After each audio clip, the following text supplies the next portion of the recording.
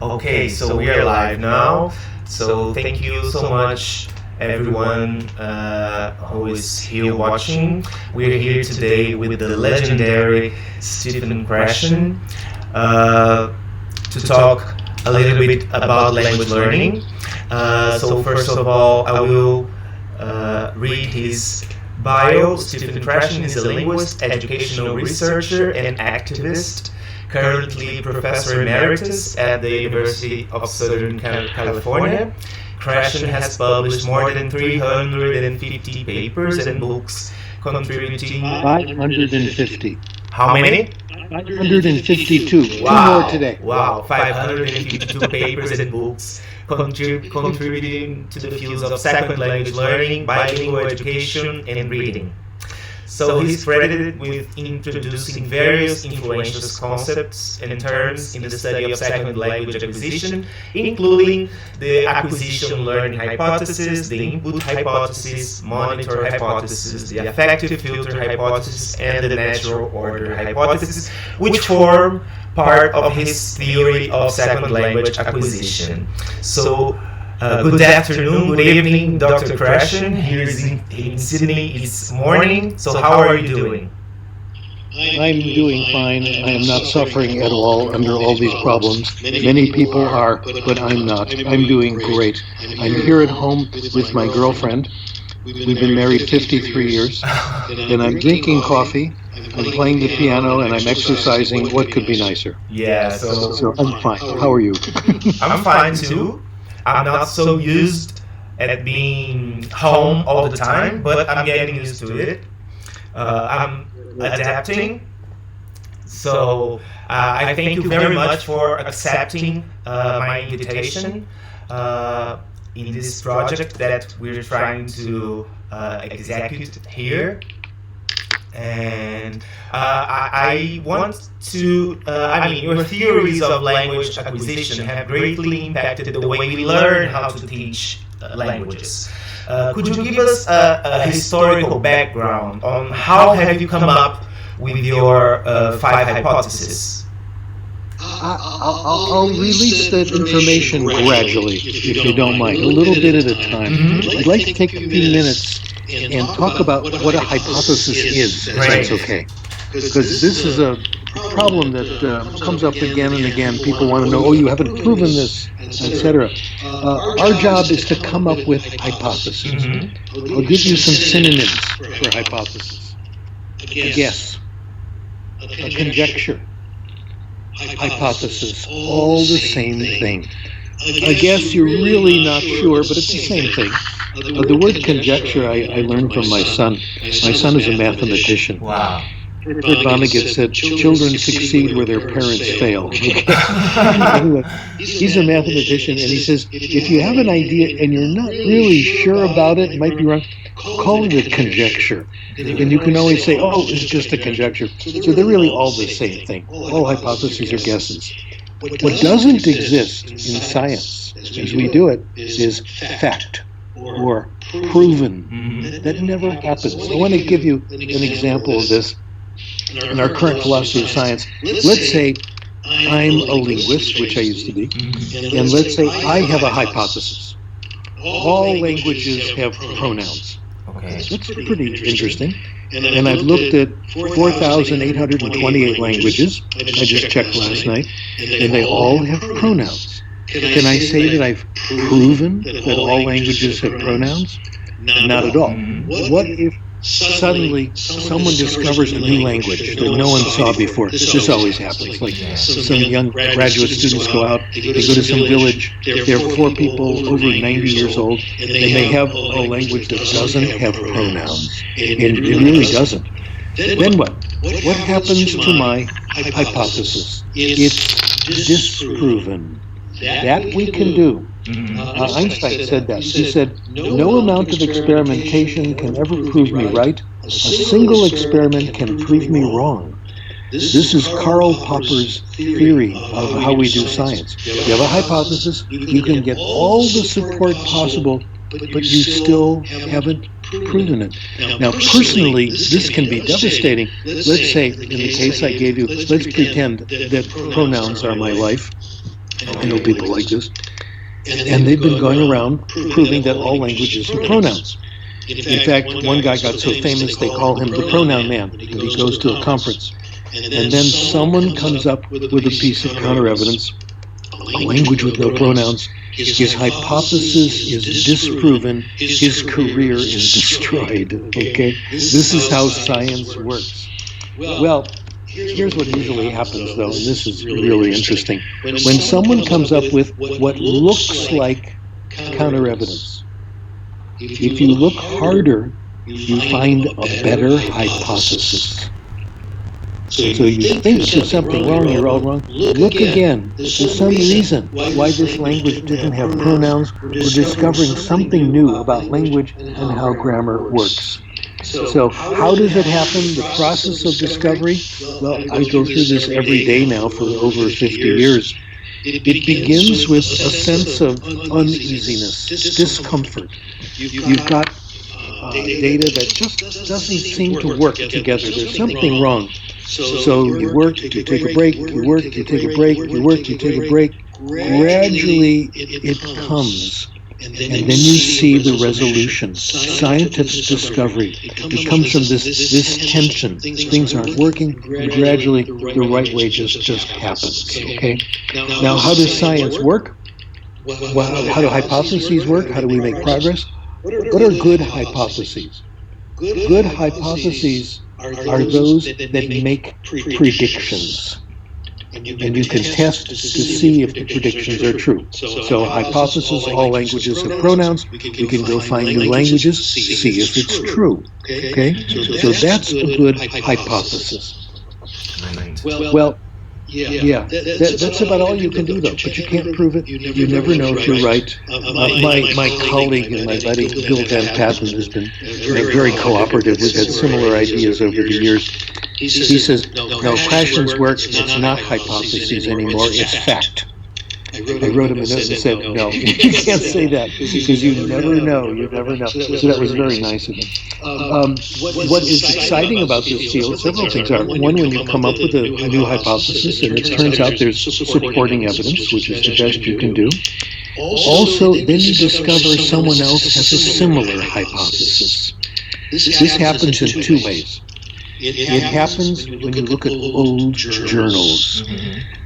I found I spent a whole year at the University of Southern California in an education library looking at old journals. 1890, 1895, 1910, 1905. I found a lot of supporting evidence presented in different ways, slightly different ideas, slightly different data sets. That is very exciting. Or in our field, what's happened to me is I found supporting evidence or similar ideas in neighboring fields. The most exciting is the field of literacy, learning to read. After I had my ideas, comprehensible input hypothesis and acquisition, and I was very proud of myself, I discovered that scholars had the exact same ideas for literacy development, and they had them before I did. Kenneth Goodman, who passed away 2 weeks ago, who was wonderful. We learned to read by reading. We learned to read by making sense of what's on the page. Frank Smith not only had the same ideas, based on different data completely, but he presented them far more smoothly than I did, far more comprehensible. It was a wonderful, wonderful moment. You get a real thrill when that happens. So we have found this. We have found also, I've been doing some studies on this, I've been looking at data on animal language. How do animals acquire each other's animal language? How do birds acquire bird song? How do chimpanzees acquire sign language? And it is very close. The ideas that we found in second language seem to work quite well in animal language. Ralph Waldo Emerson said, the value of an idea or a hypothesis is how many different phenomena it can explain. And this one, it started out, when I started the research in the 1970s, it was designed to handle second language in adults. Then when Heidi Delay and Marina Burt came along, we discovered it handled second language in children. Certainly it handles first language. We have found it handles literacy. This just keeps on giving. It handles literacy development with completely different data, etc. So this is when you know you've got something exciting and real. Let me conclude this cheerful comment by saying it could end any time. It could end any time. Someone could come along and say, no, it's wrong, here's why. And this is the excitement. The critic will come, a good critic will come. They're wonderful critics who are the loyal opposition, who try to understand what you're doing, try to replicate. Critic comes along and says, no, it doesn't work here. Then, if the idea is right, you'll find a deeper generalization, and we're all very happy. Sometimes, though, the critics, I have to say, don't understand this idea that Einstein talked about. You can never prove anyone right. You come up with lots of evidence, and they'll say, I'm not convinced. I'd like to see more evidence. So you give them more evidence. Well, I'm still not convinced. I'd like to see more evidence. Well, they'll never be convinced. And that's the problem. That's why you're always going to have criticisms. Let me start kind of run through the hypotheses, if it's okay. I'll briefly explain what they are, how they came about, if I can. And I wonder if that's a good idea to just go through them briefly, because if you just do it briefly, if you don't already know it, it's nearly incomprehensible. And if you do know it, it's more. Okay, I'll do it anyway. Because that's what I prepared. The first one was acquisition learning, and this was something I was forced into. The data made no sense unless we hypothesize that this was true. We say people have two different ways of getting better in another language. You can acquire language, you can learn language, and they're very, very different. Acquisition is subconscious. And this means two things. It means while you're acquiring, you don't know you're acquiring. You think something else is happening. You think you're having a conversation, reading a book, listening to a boring lecture from a California professor. But at the same time, you might be acquiring. Also, once you've finished acquiring, you don't know that anything has happened. It's not there. It's not anything you can put in your pocket and carry away with you. But it does happen, and it's quite real. Here's some evidence for it. What happens to you? I'll talk to Ronaldo for a moment. We're now first name basis, okay? Ronaldo, when you hear someone speak, say, a student speaking Portuguese, and they make a mistake, can you always tell what rule was broken? No. I'd say because you're a professional, you probably know 95% you can tell what rule. But sometimes you're not quite sure. You have a feeling something is wrong, but you can't quite put your finger on it. This is acquisition. This is what we're talking about, a feeling for correctness. The amazing part of language acquisition, picking up a language, we think we're very good at it. The brain does it very well. As Chomsky says, we all have a language acquisition device. And here's a remarkable statement. It never shuts off. The ability to pick up language is there always. Yeah, there are some beliefs about that, especially. I know. Yeah, especially when you get old. Let's talk about old, okay? I did my dissertation research was on whether it happens at puberty, because that was the original idea. People said, well, the brain turns off in a certain way, and my data in the dissertation said, no, that doesn't happen. There's no neurological critical period, so that started it early on. In terms of old people, we think it happens all the time. Let me tell you about a very impressive guy, a good friend of mine. His name is Steve Kaufman. Look him up, you guys. Kaufman. Salesperson in German. Steve Kaufman. He's in his middle 70s, okay? He speaks 17 languages. Wow. No kidding. He's a polyglot. I've been around him speaking these languages. We went out to lunch with my Chinese teacher at a conference, and with all the Chinese, he was amazing. We had lunch in a Spanish restaurant in California, Spain. He was great. I gave a lecture on my favorite. I gave a lecture on my favorite topic. No, someone else gave a lecture on my favorite topic, Krashen's theory of language acquisition, and did it in French, Wow. in Canadian French. And Steve was in the audience, and he raised his hand. He made wonderful comments. His French was absolutely beautiful. He's really good. Here's the good thing: of the 17 or so languages he knows, he has acquired 8 of them after age 62. Wow. Okay, out there, there's no excuse. We can do it. Okay, so we do language acquisition very well. We're not very good at conscious language learning, of being aware of everything, being able to state the rules, etc. And of course, learning is what we talk about rules, we talk about grammar, we're talking about learning. This is what the brain does not do very well. Mm-hmm. And of course, it's the basis of our pedagogy. I want to, error correction, by the way, is supposed to help learning. You make a mistake, someone corrects you, you're supposed to change your idea of what the rule is, okay? The research says that is a very weak process, it hardly ever works, etc., but we still do it.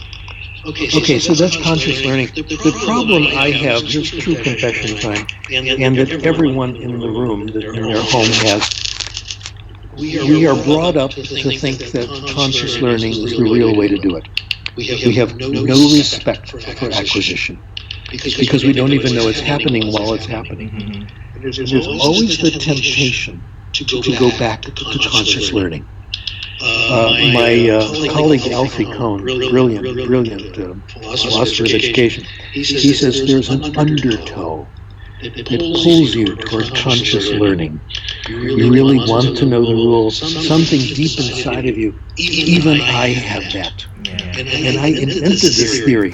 And even I feel this, gee, when I read, I've done a lot of reading lately. I'm trying to test out the ideas of my colleague, Beniko Mason. And one of her many wonderful ideas is that in beginning or intermediate stages, you want to do a lot of easy reading. Very easy and a lot of it. She likes graded readers, books that are for people who are learning language, who are studying language, easy stories, simplified. And she says you got to read 100 of them. I think that's a great idea. So I've been trying to read 100 of them. My intermediate language, I'm good at some, lousy in others, and some are in the middle. My intermediate language is Spanish, which is lots of fun. So I'm reading these books, intermediate novels, and in the back of each chapter is a glossary, a dictionary. Most of the time, I don't need it. If I need it, the book's too hard. But you go there. Yeah, I go there. I go there just to be sure. I don't need it. I'm working against my own theory. But is that the right principle here? So we all are fighting the undertow because of our own bringing up.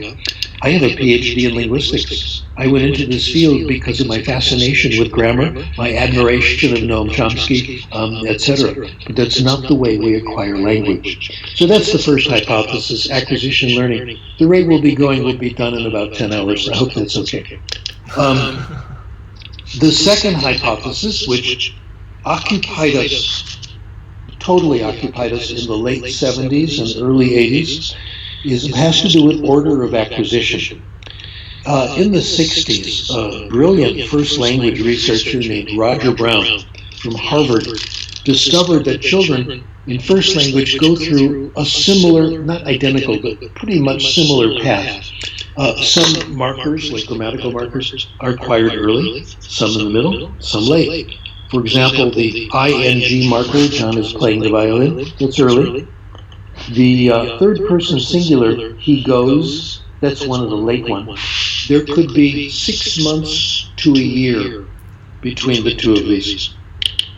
For second language acquisition, the third person singular may never come. We all know people who speak English quite well, and they have not mastered the third person singular. Sometimes they think of the rule, they get it right, sometimes not. My favorite example is one of my best friends when I was a professor.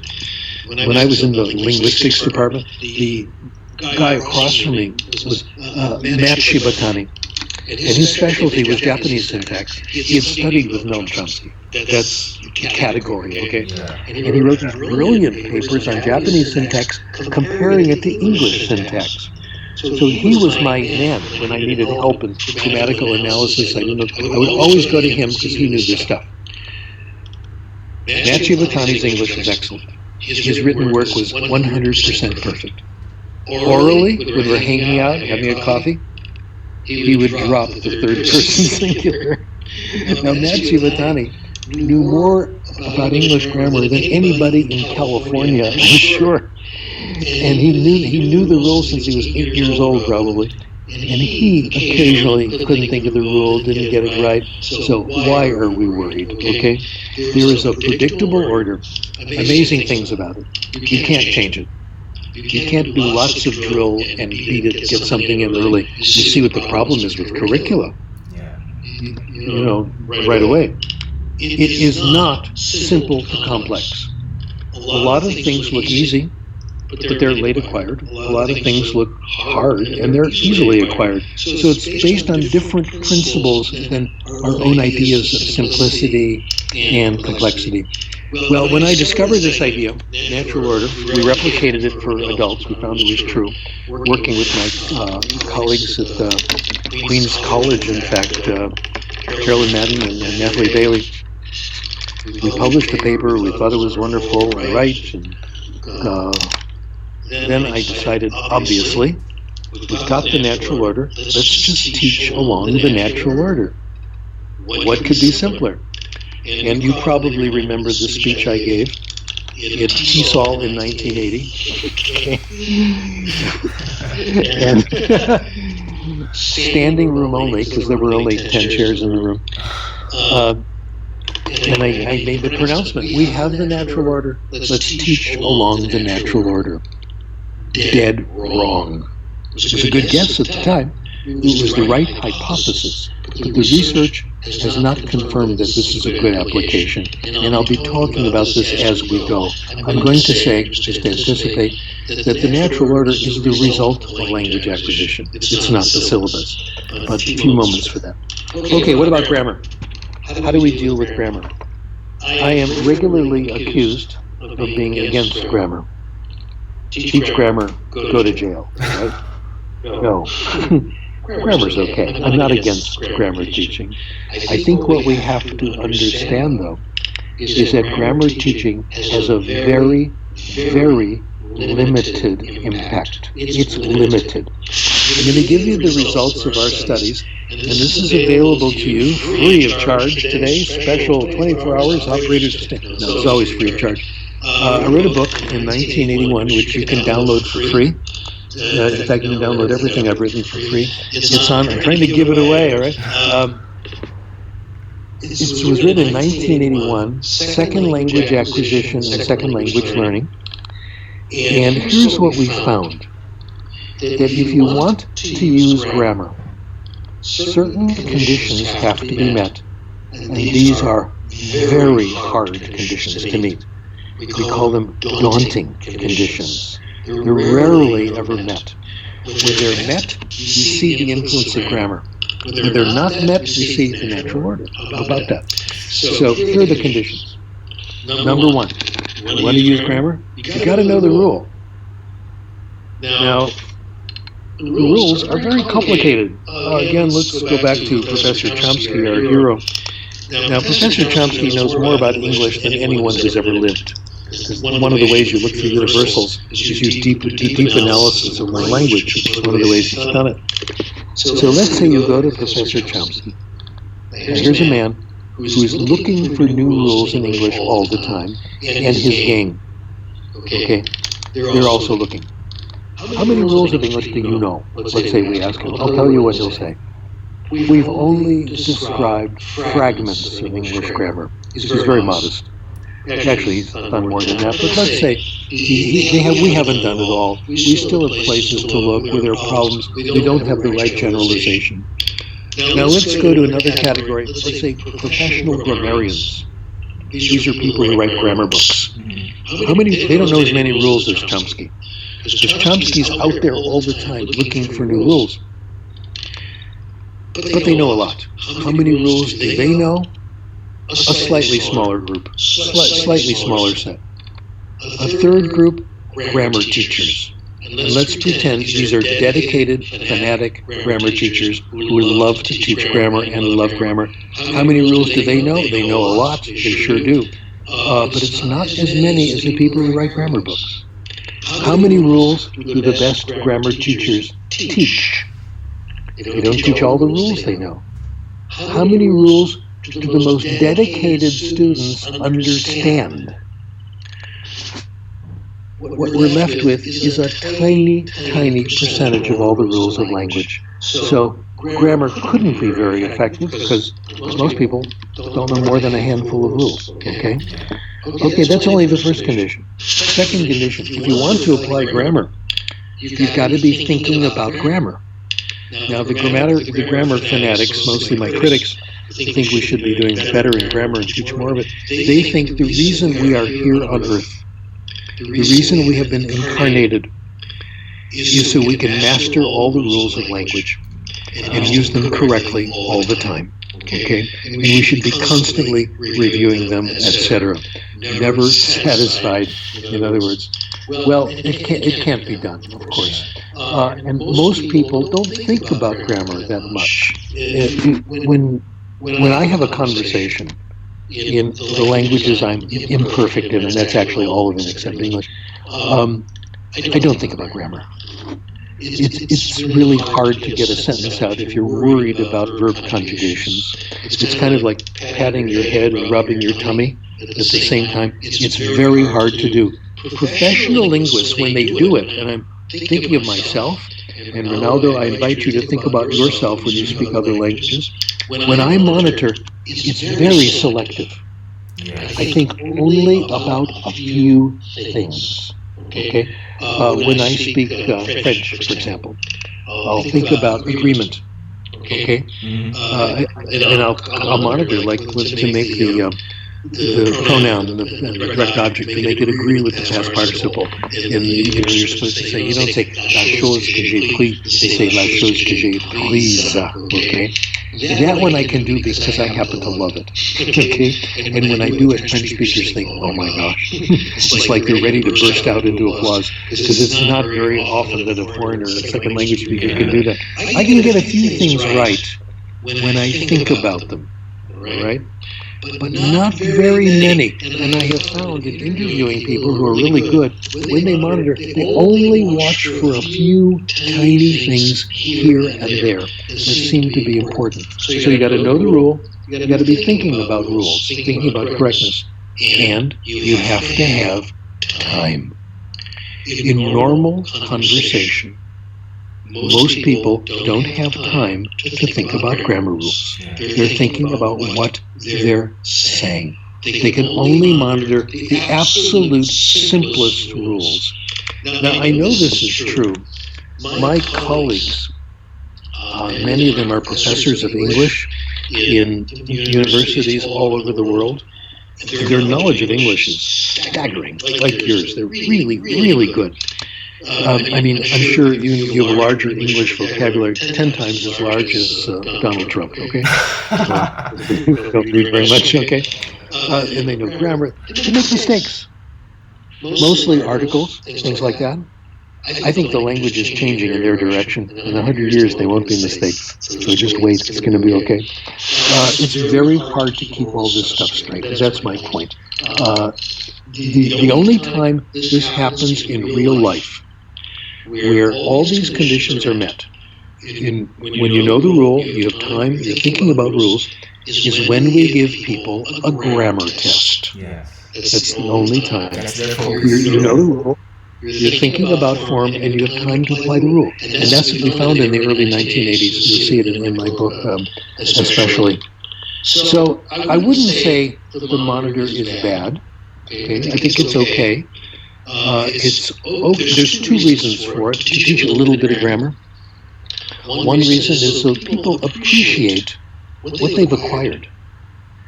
This hit me when I was giving a class before the theory. This is back in 73, 74. Teaching an ESL class in New York. And I was explaining the progressive tense. And I said to these students, the progressive tense has different meanings. John is playing the violin. Could mean he's doing it now. What's that sound? And it could be the near future. What's John doing next week? He's playing the violin. When I said that, one student raised her hand and said, that's right. It does mean both of those things. She had already acquired it and didn't know it. I hope that gave her more faith in language acquisition. There's another reason, it's kind of language appreciation, linguistics. There's another good reason to do a little bit of grammar, and that is that there are certain rules where the language is changing, and you may not have acquired them, but you've got to get it right, as educated people do. My favorite example is a rule that I have not consciously learned very well. In English writing, the difference between its, possession, and its, it is. I have to look it up. Sometimes I forget the rule, okay? So there. It's a good idea to know when you're about to make a mistake, look it up, or just remember the rule and get it right. Our standards in writing are 100%. So you want to edit. And, what's interesting about this, I think, is I use the spell check all the time, okay? I've acquired a lot. We did papers on spelling years ago, and we discovered that well-read people have got nearly all of it. 99%, 99.5%, nearly everything. But you can't make a mistake. That's the idea. It's got to be 100%. So it's a good idea to check. And I find when I go to the spell check and it gives you 4 options, I know which one is right. I feel it because I've acquired it. It's okay to teach the rule for that. Tell kids you don't have to remember it. Just check that when you think you're going to make a mistake, because our standards are very, very high. So again, I'm not saying that grammar is bad. Grammar is okay. It's just that it's hard to use, very difficult to use, and it shouldn't be the main part of language teaching. That's for sure. It's a small peripheral area. Okay, the big one, the input hypothesis. Oh my, this was amazing. This gives us the answer to the big question, and I think it's correct. It's a hypothesis. The next study could show I'm wrong, but I think it's correct. We acquire language only in one way. If I talk to you in another language, and you understand what I say, you are acquiring the language, and you can't help it. We acquire by comprehension, when we understand what people tell us, or when we understand what we read. What this says, we don't acquire language by study. We don't acquire language by talking. We don't acquire language by speaking. You don't learn to speak by speaking. You get the language by comprehension. We don't learn to speak. We don't acquire language by writing. All that stuff is the result of getting input, getting comprehensible input. Comprehensible input is the cause. The result, vocabulary, grammar, spelling, writing style, etc. Notice there has been a confusion of cause-effect. Pedagogy, nearly everywhere, begins with studying grammar, studying the list of vocabulary, etc., and practicing it over and over again in production and hoping it'll get more comfortable. It has never worked in the history of the human race. All of our studies support this.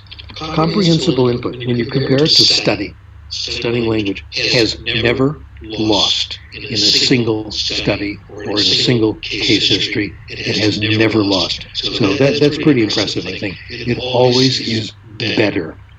Well, oh my. It's going to be a long time till this reaches the public consciousness, I'm afraid. Okay, here's another advantage. Not only do people do better in the research, people do better when they get comprehensible input, but comprehensible input is a lot more fun than study. My interpretation of literature. If you ask students in a grammar class how much they like it, 95% say they hate it. It's true in foreign language. It's true in what we call heritage language. Parents who want their children to learn the language of the country. And we've looked at heritage language research, and in Spanish, kids don't want to go there. My colleague, Dr. Ashtari, has found this is true in Farsi as well. It's because the classes are all traditional. That's the problem. Okay? We can do a lot better in heritage classes, I think. So there's been this confusion of cause and effect. That's the big one. One more hypothesis, which has some good stuff to it. It began with the idea of the affective filter, which was not my idea. This all came in the summer of 1976 when I gave a short course in Oswego, New York at a Linguistic Society Institute. And I team-taught a class with Heidi Dulé and Marina Burt. And this is what they talked me into. They said, this is really how it's working. The whole summer was there teaching me things I didn't know. It was very nice. By the way, Heidi Dulé is now Dr. Heidi, and she's written a wonderful book about nutrition. And the first chapter, you guessed it, is about coffee. So I become her student in nutrition. It's very, very interesting. She's just as brilliant in this area as she was in language acquisition. It's quite nice. Anyway, the affective filter says, we go back to Chomsky's diagram, which I'm sure you all remember, in Current Issues in Linguistic Theory. He said we have a language acquisition device, and our job is to get input into the device. True. If the student is nervous, if the student is anxious, if self-esteem is low, if he thinks the language class is a place where his weaknesses will be revealed, the student may understand the input, but it won't penetrate. It won't reach the parts of the brain that cause language acquisition. A block keeps it out. We call this block the affective filter. Let me review this. The result of high anxiety, it does not change how language is acquired. It doesn't change the order of acquisition. It doesn't change the idea of comprehensible input. It just prevents the whole system from working. The input cannot get in. Our goal is to lower the affective filter to allow the input into the language acquisition device. Now, my colleague Leonard Newmark, tell me about Leonard. Leonard Newmark was a professor at San Diego, professor of languages. His specialty was Estonian grammar. Isn't that cool? Anyway, he wrote several papers that preceded my work, and I very dependent on what he did. He was there before I was, and one of these people. A little bit of family gossip, okay? Leonard Newmark I ran into at a party in Los Angeles at a local synagogue. It was the 50th wedding anniversary of my aunt and uncle.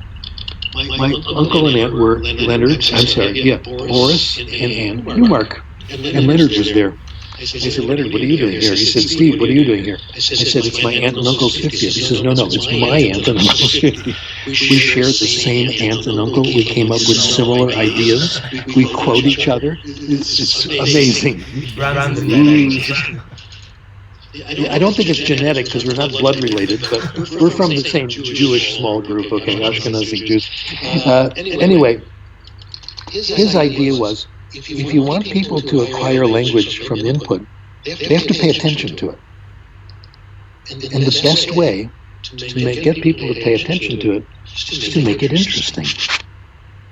Classes have to be interesting, or language acquisition won't occur. We all knew that, but now we know why. I am pushing this farther. The best input is not just interesting. It's very interesting. So interesting that you forget that you're listening to a second language. Only the language counts. You're not listening to which one it is, you're just listening to the message. I call this compelling input. Compelling is a phrase introduced by Csikszek Mihaly, who called it flow, Flow. I'll spell flow for you, but I won't spell Csikszek Mihaly. Okay? His book on flow is just beautiful. He says you're in a state of flow when the activity is so absorbing that your sense of self disappears. Your sense of time disappears. It's only you and the activity. My favorite study he did with his colleagues, he's done this all over the world. He looked at young men who like to ride their motorcycles at 1 o'clock in the morning in downtown Tokyo. He interviewed them. Why are you doing this? What's going on? His hypothesis was they did it to impress the girls. And that was partially confirmed, but not entirely. It's kind of hard to do. Where are the girls at 1 o'clock in the morning? They're not there, so you impress them. What they said, though, sounded like what we talked about. When I'm on that motorcycle, nothing else exists. Time stops. It's only me and the motor. You lose yourself in the activity. You're in a state of flow.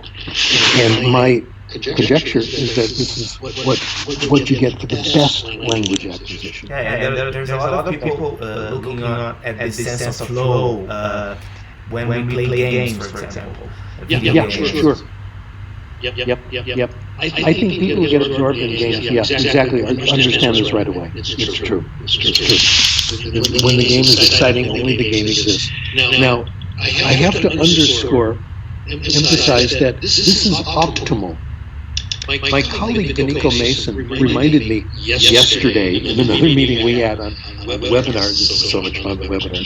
She said, well, you can't say it's necessary. When things are just plain interesting and you're not, it's not compelling, you're acquiring too. It's just that when it's compelling, it's the best. And that's what we're interested in. The way this completely changes my thinking on motivation. Most of us will, we have a student in our intermediate English class, 12-year-old child, who's not paying attention. You say, you really should pay attention because you really have to learn this stuff. It's going to be good for you. That never works. But if you tell them a good story, and they get lost in the story, they will acquire whether they want to or not. I think our goal is to make all classes as compelling as we possibly can. Again, I accept Beniko's correction. I think she's right. Beniko Mason. That is, we can't always achieve compelling. But that's the goal. We can at least make it interesting. I hope that's what I'm doing. Well, should we go to the application now? Sorry? Let's go to application. Yeah. Okay, and here I'm presenting Beniko Mason's plans, which I think are correct. There are stages in moving from the lowest levels of competence to the highest levels of competence in language. And what I'm going to claim here is that these stages work for first language and second, and of course they work for all languages, all ages. First stage, stories. Telling good stories. Children love to hear stories. We also know. We all love hearing stories. I'm going to get to that. Thank you for anticipating that. It's not just children, it's everybody. It's everybody. We like movies. What's a good movie? A good story. Yeah, some actors are better than others. I will go to any movie with Meryl Streep. I will go to any movie with Denzel Washington, of course, because they're magnificent, but it's still the story that counts. It's still you're taken away by the story, etc. And we like TV shows when they're fiction, when they're stories. I hope this presentation is making your lives a little easier when it comes to teaching and more fun. I want to also help you with your social problems, as if you have any. Let's say you're invited to a party and you don't know anybody. How do you approach strangers and start conversations? My idea? Go out and watch the last 3 popular movies. You can try one person. Have you seen Terminator 91 or whatever? And yeah, someone's going to catch on, and you'll have good discussions because people like talking about stories. That's literature. People love literature. The beginning stage of all today's beginning language programs are stories. Beniko's is called her beginning stage, and this was developed with English as a foreign language in Japan. It could be used anywhere. Story listening. The teacher tells stories. Beniko likes to take them from Grimm's fairy tales, which are always interesting. I mean, amazing. In her words, they have stood the test of time. They work. She makes them comprehensible. She writes down in advance, goes through the stories, which are the words these kids probably won't get. And she'll write out ways of making them comprehensible. Her favorite way is to draw. She's a great artist. She draws little figures and pictures and all that. A translation, if it's possible, an explanation, a physical activity, etc., ways we know how. Her goal is not to have the students master the stories. Her goal is to make the story more comprehensible. We call these comprehension assisting strategies. There's no test on those words. You don't have to write them down. Each time that happens with a new word, get a little piece. Come back, it'll happen again. It'll happen again. Don't worry, eventually you'll get it. And if you don't get it with this story, it'll come with another one. And if it doesn't come back, you never needed it in the first place. So relax. Okay? Some people say the story should have frequent words. You don't need to have frequent words. If the word is frequent, it's going to come back. You're going to see it again and again anyway, so why bother? The idea is the story. What Beniko's studies show, which she's replicated several times, and others have, is that vocabulary growth this way is faster than adding exercises. We normally do is tell a story, then we do the kids' exercises on the target words. No, it's much more efficient if you tell another story. There's no room to do the artificial exercises, draw a line from the word to the definition, write 3 sentences, keep telling stories, those words will come back.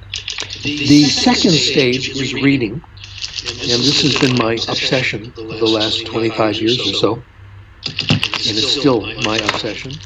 I invite you guys to follow me on Skype. If you like a cheap thrill later today, look me up on Skype, Krashen, and you'll help me catch up to Justin Bieber, which is really what I want to do. Follow me on Skype, and you'll see the latest study. What the latest is great.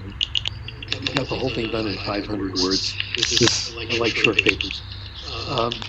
You'll see the latest studies which say that reading is a wonderful, wonderful way of picking up vocabulary.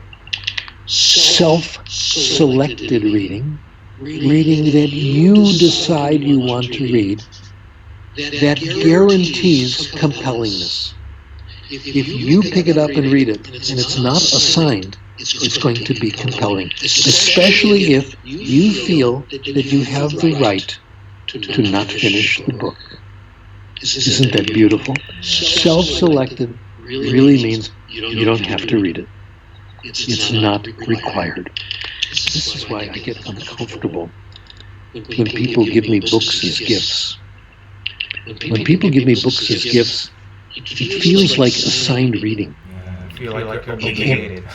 Obligated, because 2 weeks later they're going to say, "Oh, Ronaldo, how'd you like the book I gave you?" Garrison Keillor, an author, said he has a shelf full of gift books, never read by him, and every time he walks by, he feels the book staring down at him, making him feel guilty. I hate it when I get gift books. Well, there's one exception.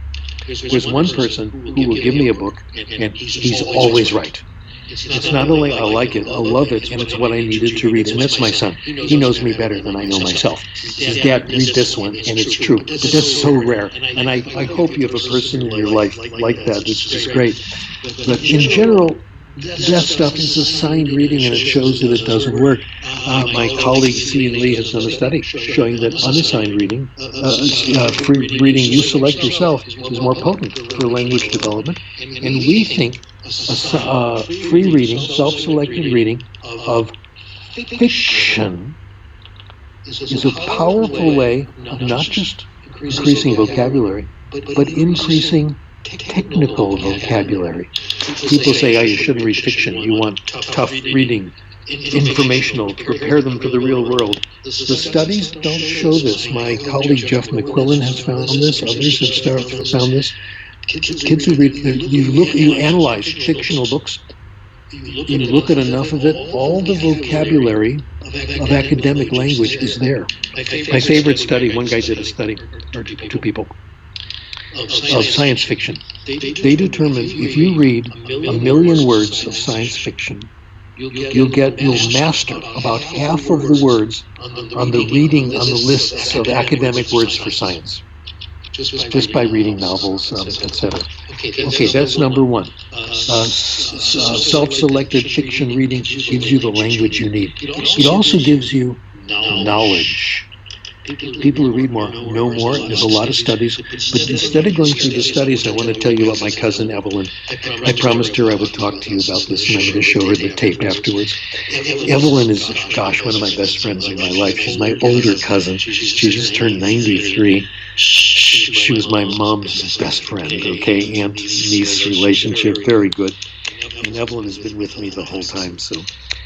Evelyn says she just turned 93, and she said, I always want to learn more about the law. She said her late husband, Marty, really good guy, he had gone to law school, and Evelyn was always really in awe of how much he knew about law and how much he knew about the world because he knew so much about law. She said, I'm going to take a class in legal affairs, find out about it. I said, Evelyn, try reading legal novels, law novels. Oh, really?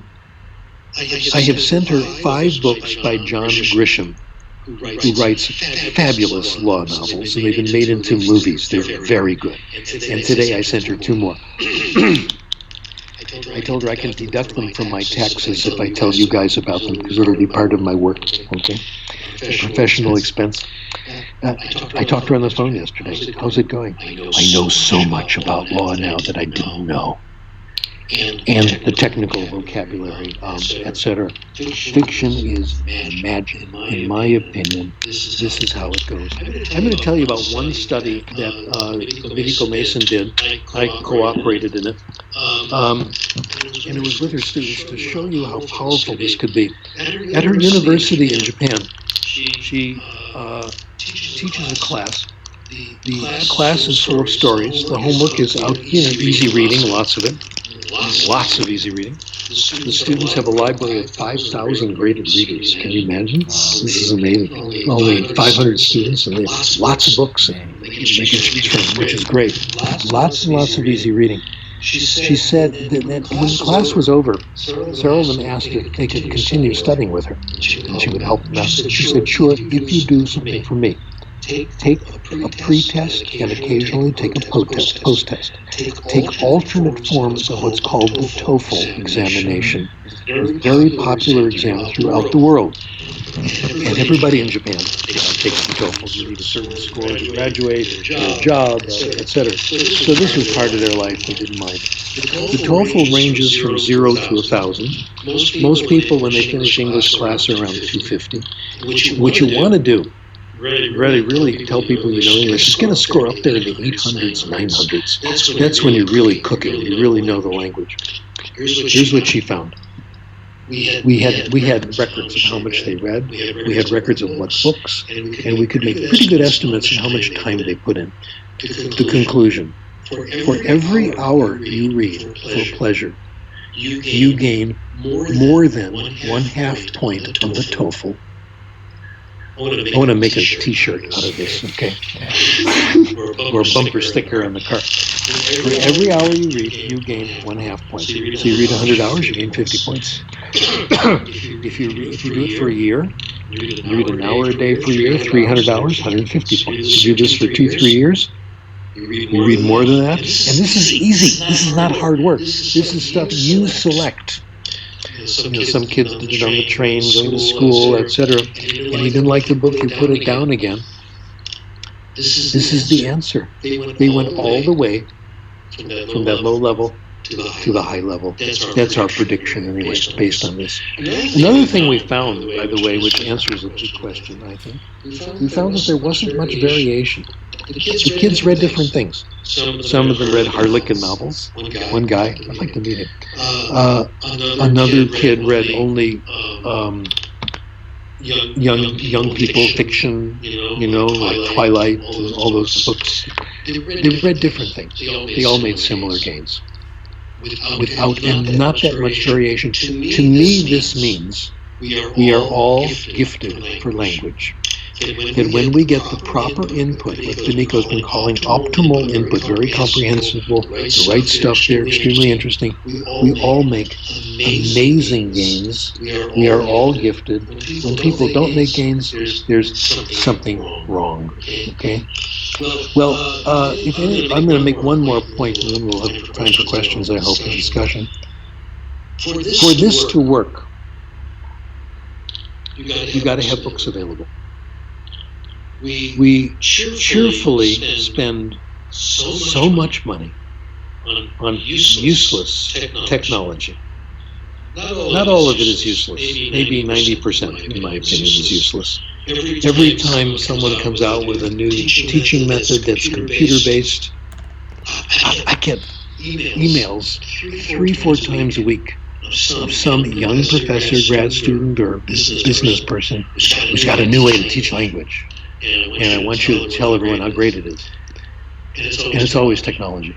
And I've looked at all the tech systems of Rosetta Stone and all that, and they're not that good. They're no better than regular language teaching. There's no miracle there. We are reluctant to spend money on books. How about that? Yeah. That's what really makes a difference. I want to conclude with one more point, and that is testing. How do we test? I want to say what not to do. I want to make life a little easier than we made it. I can't solve the whole problem. The problem with tests, I would suggest don't test speaking, ever. Number one, speaking is the hardest thing to test. You got to get, typical speaking test, student describes a picture, they transcribe it, 2 experts read it or listen to it and analyze it. It takes forever. The results are never quite clear. There's no inter-rater reliability. It's very low, and it's expensive in terms of time and money. And students don't like it. They get very anxious when they know they're going to be tested on speaking. How do you prepare? Oh, I'll speak more. That's not how you get better. We would save the human race billions of dollars a year and a great deal of suffering by not testing speaking. Scores on reading tests are very good predictors of speaking if the students had some oral exposure to the language. I also think we shouldn't test writing. Writing means 2 things, basically, writing style and writing content. You can't test writing content. These are language classes. We can't test people on how much they know about, the history of Australia. That's part of another class. And testing style is really hard to do. Again, people have tried to do it through having judges read it, compare to each other, and the inter-rater reliability is very, very low. Students don't like it. It doesn't work very well. I say don't test it. Test reading. Reading and writing tests correlate very, very highly. I have an exception to this, though, and I'll give you a major exception. I am what writing is for. More writing will not make you a better writer. This we've seen study after study. It will just make you a nervous person. Writing does something else, though, something completely different from language acquisition, and we have to be sensitive to this. When you write something down, it becomes concrete. You're right. You can look at the ideas, you can manipulate them, you can move them around, and you can come up with better ideas. Writing helps thinking. Writing makes you smarter. The key way it does this is by revision. You write something down and your brain immediately goes over it, you look at it again, and you find a better way of doing it. Revision is the core. Neil Simon, great playwright in the United States. Mediocre writers write, good writers rewrite. For Neil Simon, writing and revision were the same thing. This has nothing to do with language acquisition. This is different. This is what we need to teach in our writing classes. How to use writing as a tool to make yourself smarter. My favorite quote comes from Kurt Vonnegut, who says, "Writing allows even a stupid person to seem halfway intelligent. If only that person will write the same thought over and over again, improving it just a little bit each time. It's a lot like inflating a blimp with a bicycle pump. Anybody can do it. All it takes is time. You have to learn. It takes many drafts." I'm now going to give you the most powerful quote ever said about writing, which has helped me more than any other one. And this is Hemingway, not me talking. Ernest Hemingway. The first draft of anything is shit. Perfect. You have no fear of writing because you know it's not going to be any good. Get that first draft down and then revision. Another one. It could be hundreds of revisions, and you don't get tired of it because each time you revise, you see a problem and you correct it and you learn something. I love revision. I've read all this research on all these people and what they say about it and how powerful it is for cognitive development. When I have to revise, I'm happy. Because it means I'm learning something, and that's the idea. This is the core of what we call the composing process. Again, it's not part of second language teaching. I just want to put it apart from something else. It's something that I have learned to do, of course, and I just want to share it with you, show it something different. Okay, have I done enough to get some questions and I can try to answer? Wow, yes. Thank you for such a compelling talk. Everybody, people here saying that it was very inspiring. I'm just quoting them here, and funny, and a masterclass, and I agree. And I have a question, but I will reproduce one of the questions here. What do you think? You mentioned a little bit, but what do you think is the role of production in language acquisition? Okay, we have wonderful cases where people have made sensational progress in language without producing anything. Mm-hmm. So we know it is not necessary. Mm-hmm. Can it help? Yes. The more you talk, the more people will talk to you. I've been very interested in what goes on in families of immigrants. Heritage language development. Some of them really go a long way and speak the heritage language very, very well. Some don't. And they all seem to think it's because of the parents. Some say, I got better in Spanish because my parents insisted that I answer in Spanish. No, it wasn't the reason. The reason was the conversation was compelling, and you wanted to participate in it. Great story. Werner Leopold was a scholar in linguistics, and he lived part of the time in Germany, and then the family moved to California. His second daughter, his first daughter grew up comfortably with German and came to California, acquired English, no problem. His second one, much younger, grew up pretty much dominant in English. That was the language around. And he always spoke German to her, always. After she came home from school the first day, she always answered in English, which we find quite normal in heritage language situations. But he maintained speaking German with her, and from his description, they had a wonderful father-daughter relationship. They did things together, had lunch together, did all these things that dads love doing with their kids, okay? He never heard her speak a single word of German. But he kept it up. She understood everything he said. She answered in English. It was fine. When she was a teenager, I think around 16 or 17, they went to Germany for the first time. They went to a party. You know how this is going to turn out. She met a young man, He was amazed to hear this beautiful German coming from her lips. We have all done this with ourselves. We've experimented. My best second language is German. And very often, after that French, very often, I won't speak the language for a year and a half. I live in Los Angeles. Not too many people speak French and German. But I do a lot of reading in these languages, and it's all self-selected pleasure reading, nearly all science fiction, okay, because that's what I like. I found a couple of good authors. It's great. I also confess that I read Star Trek novels in translation. Okay, fine. Anyway, when I go back to Europe and invited to a conference, people tell me my German has improved. I haven't spoken German to a single person, not one sentence, but I've probably read about 50 novels. Because that's my, the evening I read in other languages for fun. You people have had the same experience. So production is not bad for you unless it's forced. Unless you're forced to say something that you haven't yet acquired. It could be a way of stimulating conversation. Kids who say, my parents forced me to speak Spanish at home and I got good, I think it's because the conversations are stimulating.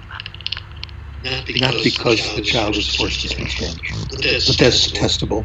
I could be wrong. And sometimes production is a way of getting input also.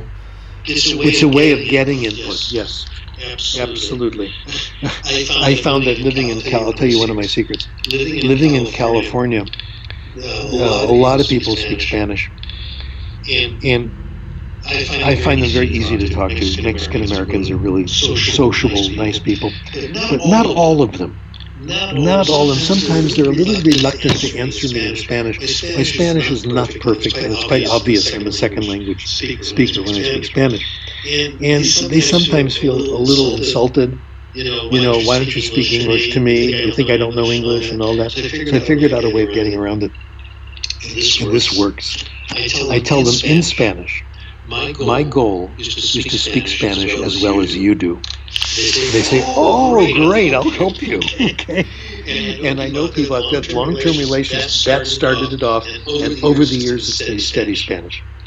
And it's not because that piece of talking helped. And I do speak to them in Spanish, but they carry the conversations. That's for sure. I ask them questions, they answer, etc. I was thinking about me in France, for example. I wanted to produce, I wanted to talk because I want to hear from them. And I was very frustrated because they didn't want to talk to me, but anyways.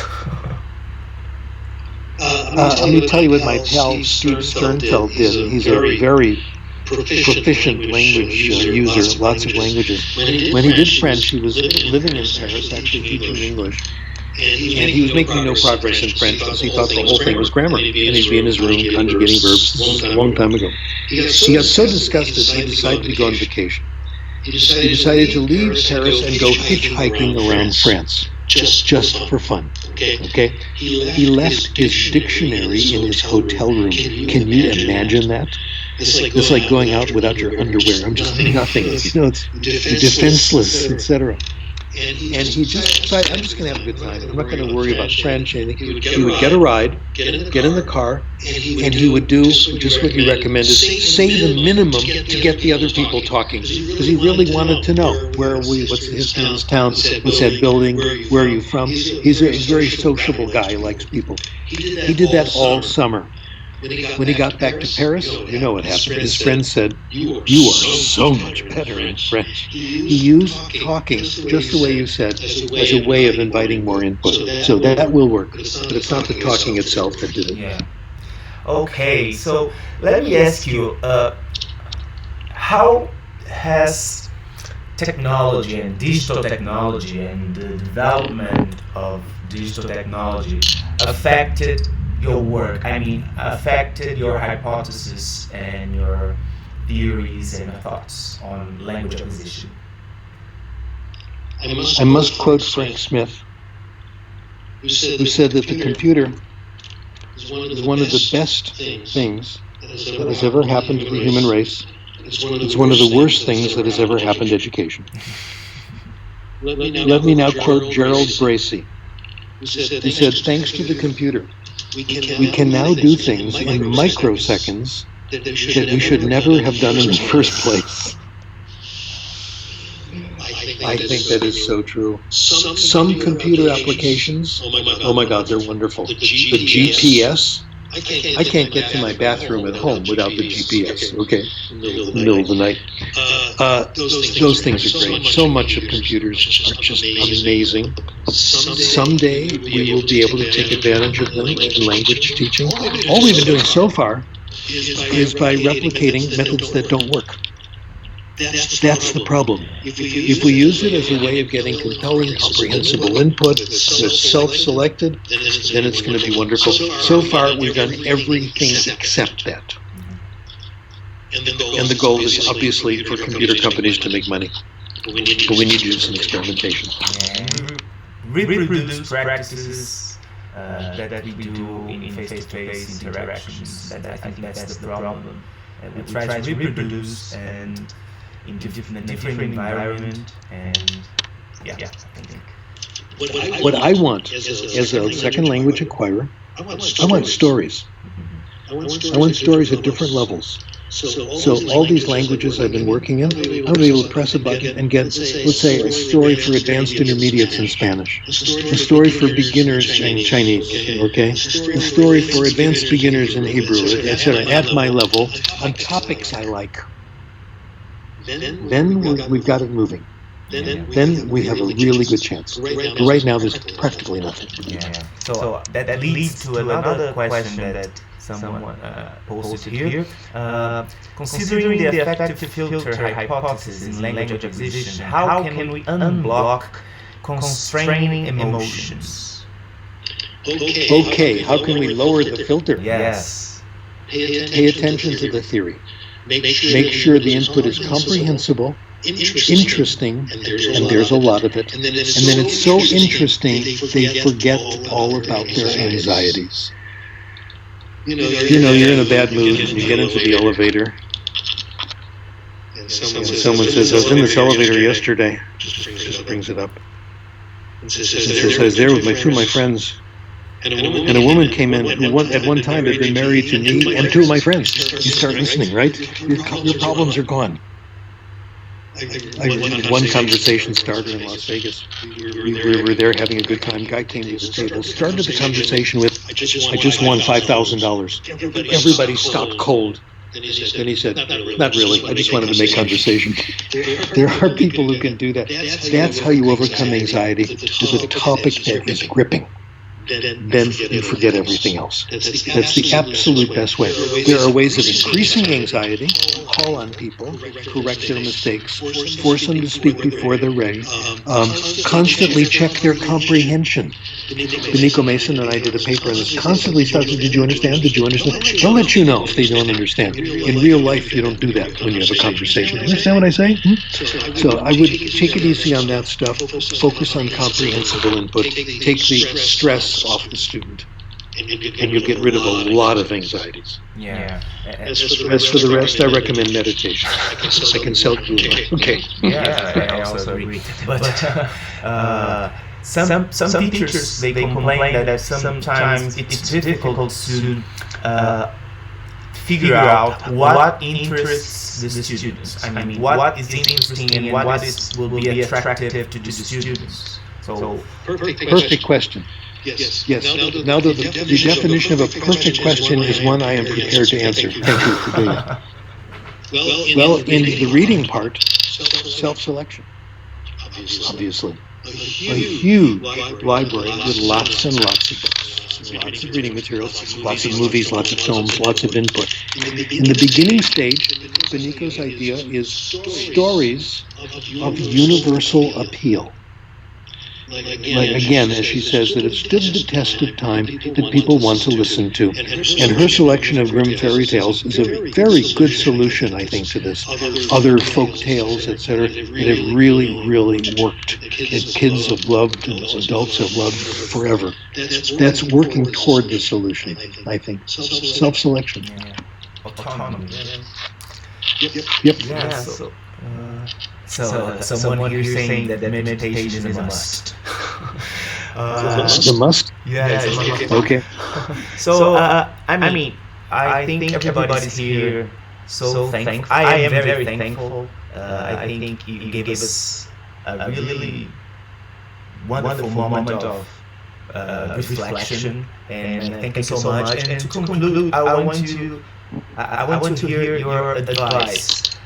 Which advice would you give to teacher educators, to teachers and learners? Okay. Let me phrase that in the form of a complaint that I hear from some colleagues at the university. Okay. Oh, teachers, they say. Teachers.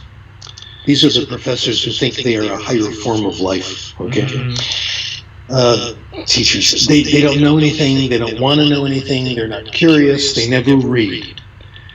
Well, I want to solve this, and I think we can.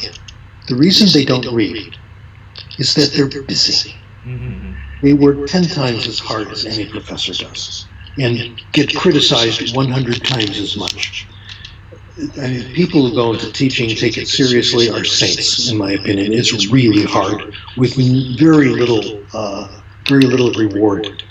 So if we want them to read, we've got to make it possible. Professors have done the opposite. They've made the reading incomprehensible and much too long. We have started on a campaign the last 5 years of short papers.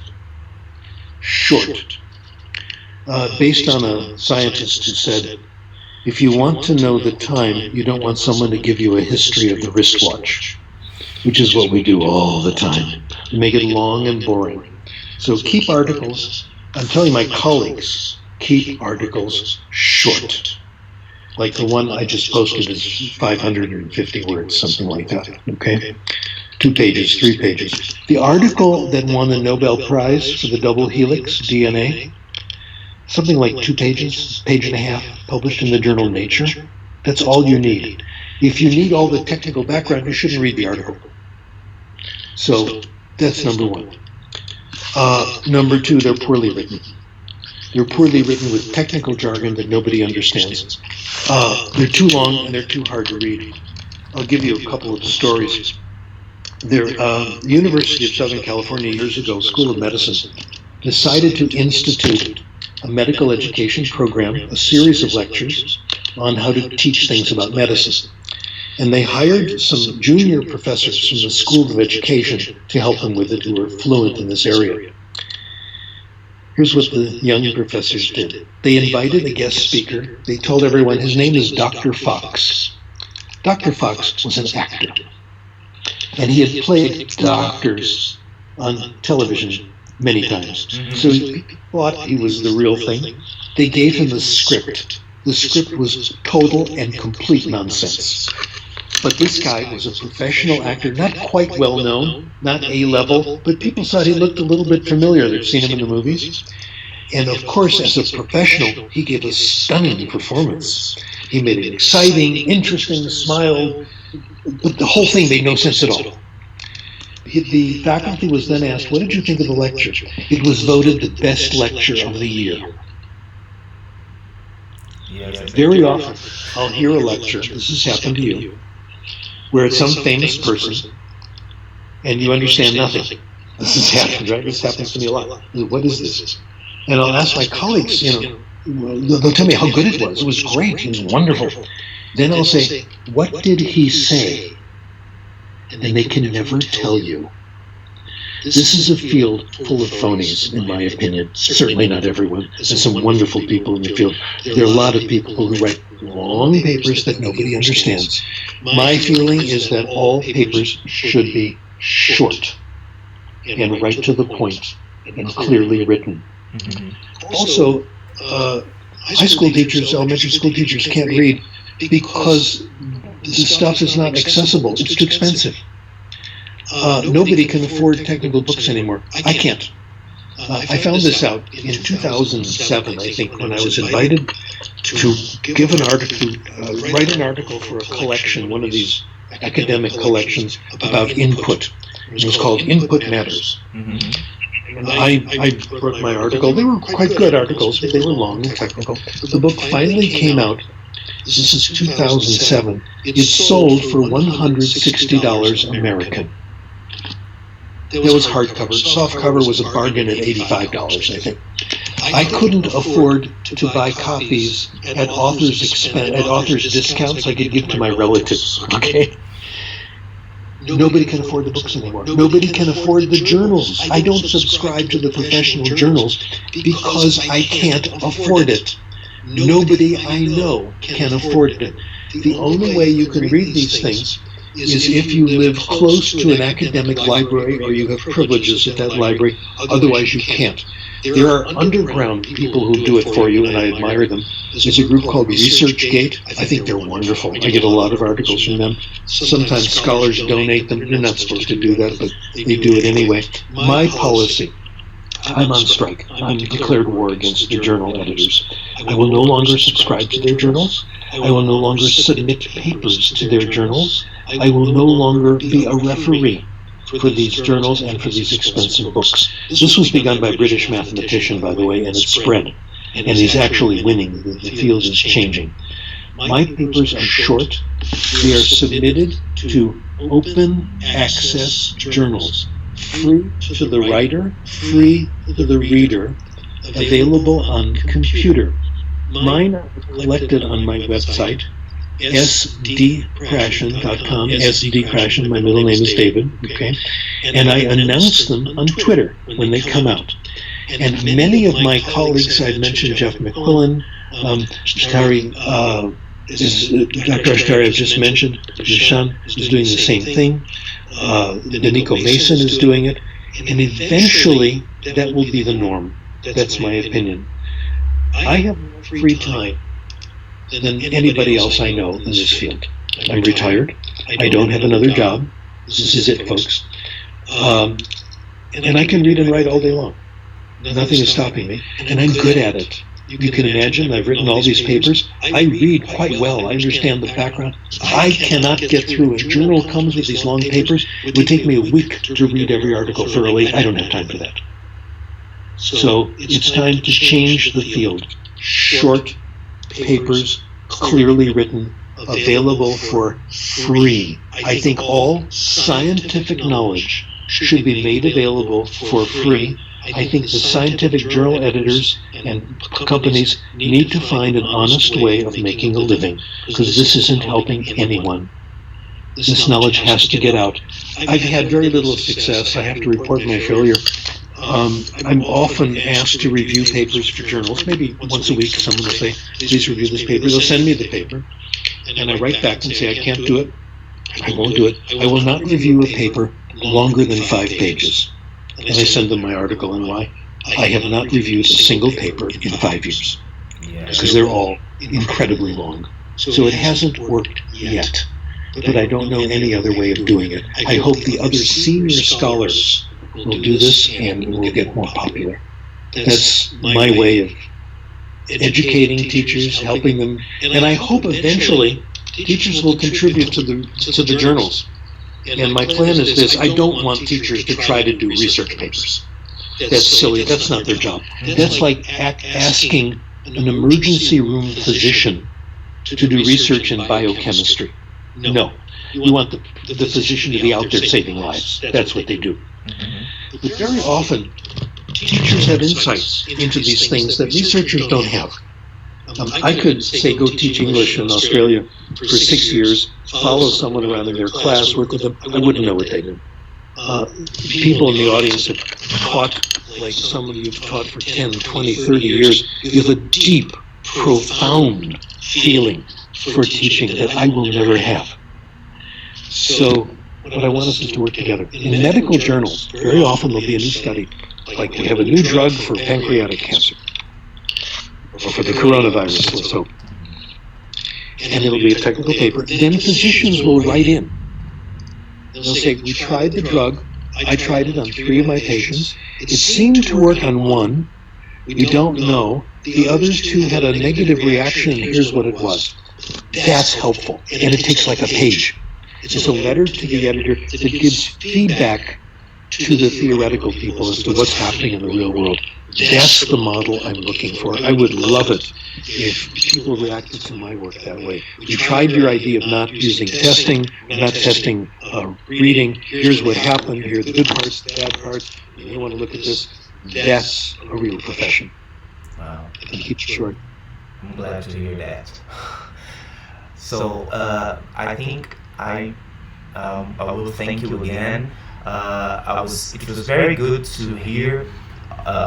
All your thoughts, but the one that I liked the most was at the beginning when you said what a hypothesis is and what a good hypothesis is and why we should not see them as laws but as good ways of seeing how languages are acquired and not as facts. So Never. yeah, so I will quote Professor Chomsky on this again. He says, there's nothing wrong with being wrong. yeah, Since we've made progress, no question. Now I want to talk to you, young man. I don't work for free, okay? I expect to be paid for this, and I want you to pay for it out of your pocket. When our paths cross, whether it's in Brazil or Australia, you owe me coffee. of course, Brazilian coffee. Brazilian coffee. You got it. Okay. So thank you so much. It was a pleasure. It was an honor to have this time with you, and I'm sure everybody has enjoyed so much as I did. Okay, my pleasure. Thank Follow you. me on Twitter, Krashen. Thank you so much. Have a nice day. Yeah.